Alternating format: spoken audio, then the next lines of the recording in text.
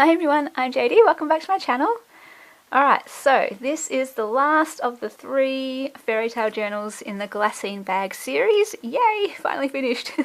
This is Sleeping Beauty, as you can see, and there was no image that was big enough. Just the setup of the book, it was very different. They were all kind of half pages, so the illustrations weren't full size like the other ones were. So I improvised, and I really love how it turned out. So got that same image on the front of this one here. Cut that one out here because I just wanted to choose something iconic from the story to represent the cover and everything, or represent the journal. And then the ivy. So if you're wondering why I've got ivy and you missed the video where I explained it in this one, I'll link this video below where I go through that whole connection. But there's this movie, it's like a musical version of Sleeping Beauty that is real people, and not many people know about it, but I used to love it as a kid. One of my favourite movies. Oh, I just adored it. And just gorgeous dresses, it's, you know, medieval dresses, just beautiful, stunning, glittery dresses. And anyway, so in one scene there was this ivy wall, and she goes to kind of part the ivy, and there's this door behind it, and she goes through the door. And I just, yeah, that movie, that memory, the ivy, that's why I chose the ivy in this journal. And I've also got bricks and I think wood as well to represent the wall as well. So that's why that's ivy. And I really just like that connection and the sentimental, I don't know, for me, might not mean anything to anyone else, but to me, that's what it means. So the theme that I went with for these tags and the scrapbook papers throughout is blue to go with the colour palette, and ivy and the wall. So you'll see that through here. This one also the blue as well, but I thought this one kind of looks like linen, like bed sheets or a doona cover. So I thought that was fitting because, you know, sleeping in a bed. So that's why I chose that one too. So there's extra tags, and then we'll go into the flip through. So here she is. I can't remember. I think I've seen the Disney version of Sleeping Beauty, the cartoon version, once, and I wasn't very impressed with it because I just love the real life version so much that I think by the time I got to the Disney cartoon version, I was kind of bored. I don't know. It didn't really... I don't know. Oh, look at this. I completely forgot to sew this onto coffee dyed paper, so I will do that. I think I may have forgotten a few that I've tucked in already, and I will go ahead and sew them onto coffee dyed paper after this video. Love this paper. It is so beautiful. And I used the last of it in this journal, so no more of that. Maleficent. I actually really enjoyed the, I think it is called Maleficent, isn't it? That movie where it tells her story, her angle. I really enjoyed it. I wasn't sure what to expect when I saw it. This one is like a booklet one, because I just love this image with the water and the cottage type thing. And love this paper here too.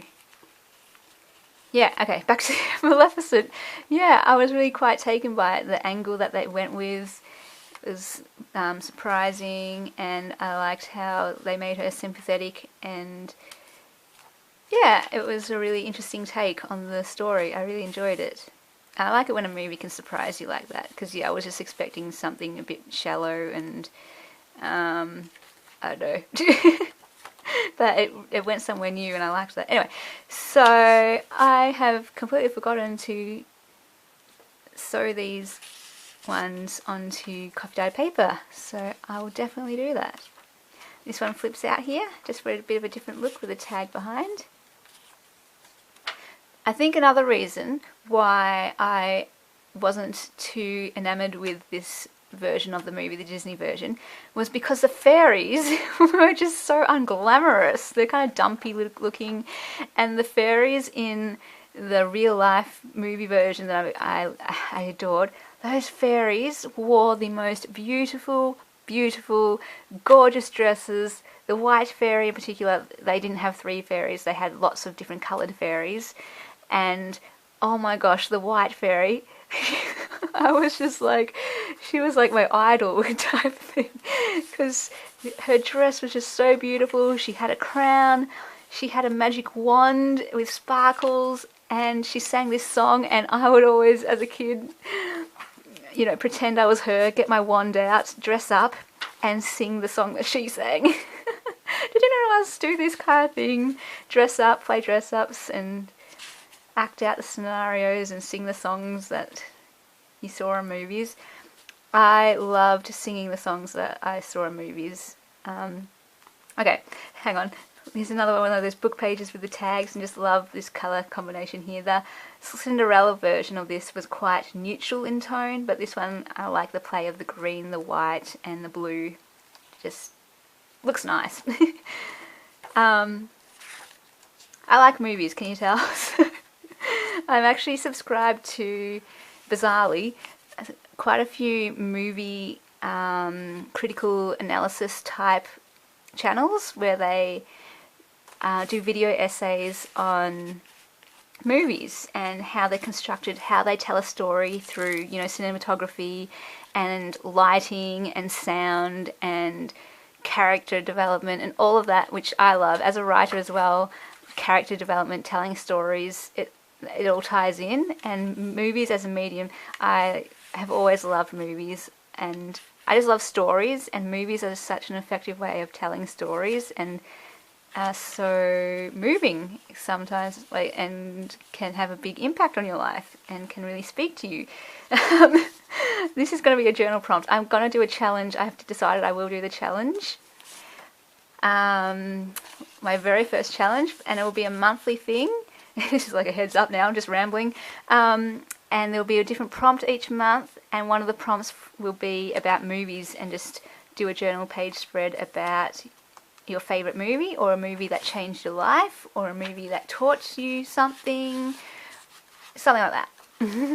And my aim with the whole journal challenge is to not just get people creating and journaling and documenting their life and recording memories and creating something hopefully beautiful and fun and interesting, but also so you can share something that means something to you, and then that might encourage someone else, because you never know who your story will help. And that's just a big core value of mine. And yeah, so heads up with that. If anyone is interested, I'm going to get onto that before January's over. I really want to get my first challenge up and the January prompt. I won't give away what the prompt for January's journal challenge is yet. I'll save that for the video. Okay, this was a very chatty video, wasn't it? There it is. So, that is my Sleeping Beauty journal, and the link below to this in my Etsy shop. Sorry, I completely messed up that sentence. The link for this will be below for it in my Etsy shop, Willow Bound Journals. Not sure if I did much better there. And then they finally finished this series. So excited, and hope you like them. Let me know what you think in the comments. Which one's your favourite? If you liked the Snow White one, I'll link the Snow White one if you missed that one too. That one's no longer available, but these two will be up in my shop. So yeah, I'll see you guys in the next video. Bye!